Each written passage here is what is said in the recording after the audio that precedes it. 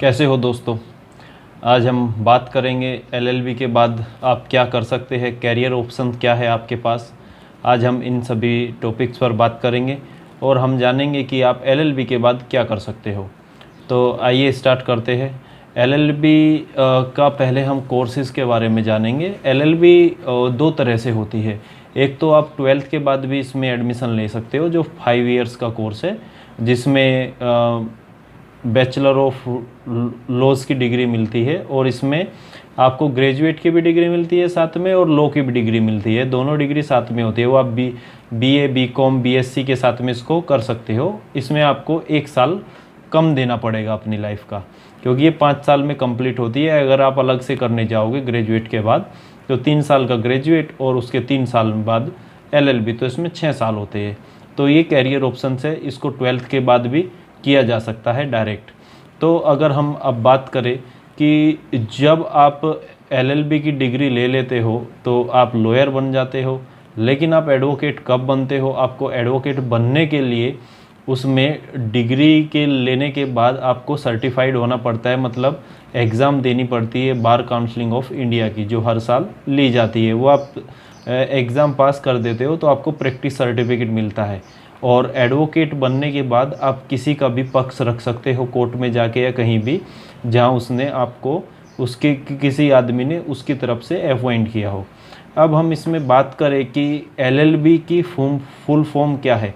LLB की बात तो सभी करते हैं कि एलएलबी का लेजिस्लेचर ये है वो है, ये सब बातें, लेकिन इसको अगर देखा जाए ये लैटिन वर्ड है। इसको लैटिन वर्ड में लेक्स लेगम बैक्लेरम कहा जाता है। और अगर बात करें तो ये हम इंडिया में इसको बैचलर ऑफ लॉज कहते हैं, बैचलर ऑफ लॉज कहते हैं। और इसको लिखा जाता है LL.B। कुछ लोग इसको L.B ऐसा करके लिखते हैं, लेकिन ये LL.B ऐसा करके लिखा जाता है।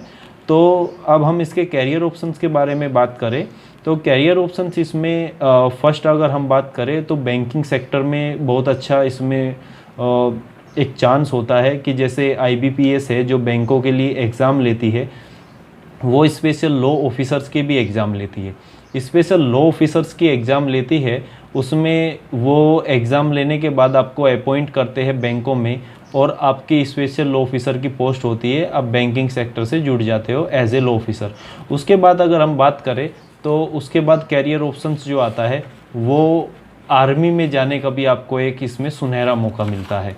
आर्मी में जाने के लिए कैसे होता है कि जो कोर्ट मार्शल होता है, कोर्ट मार्शल में जो जजेस बैठते हैं वो इसी के थ्रू आते हैं एलएलबी करने के बाद।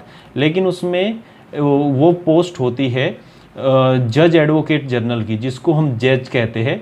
तो वो पोस्ट काफ़ी अच्छी पोस्ट है और उसमें एसएसबी थ्रू इंटरव्यू लेके डायरेक्ट उसमें आप क्वालिफाई हो सकते हो। उसमें कोई एग्ज़ाम नहीं आती है, लेकिन उसमें कंडीशन ये है कि आपकी एलएलबी में फर्स्ट डिवीज़न होना ज़रूरी है। फर्स्ट डिवीज़न आपका नहीं होगा तो आप आर्मी में कोर्ट मार्शल का जो जज होते हैं उसके लिए आप अप्लाई नहीं कर सकते हो। दूसरा इसमें ये है एज लिमिट है, आप 27 ईयर्स की ही एज लिमिट तक इसमें अप्लाई कर सकते हो, उसके बाद नहीं कर सकते हो।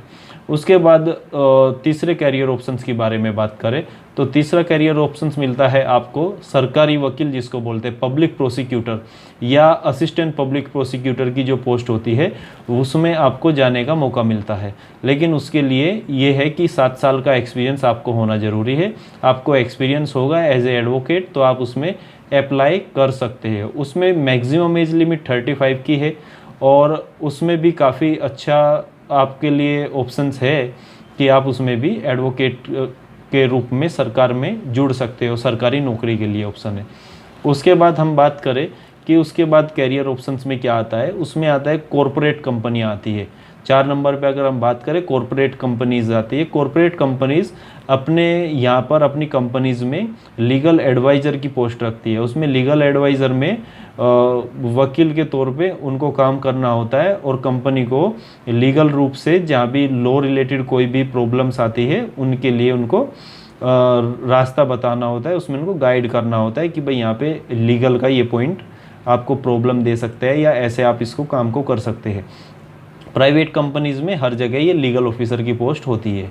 उसके बाद हम छठा कैरियर ऑप्शंस की बात करें जो बहुत ही महत्वपूर्ण है। ज़्यादातर लोग इसी के लिए एलएलबी करते हैं और करनी भी चाहिए, बहुत अच्छी पोस्ट है, रेस्पेक्टेबल पोस्ट है, जो आती है जुडिशियल सर्विसेज के बारे में। जुडिशियल सर्विसेज में आप जुडिशियल ऑफिसर बन सकते हो और जुडिशियल ऑफिसर बनने के लिए आपका एलएलबी होना ही काफ़ी है।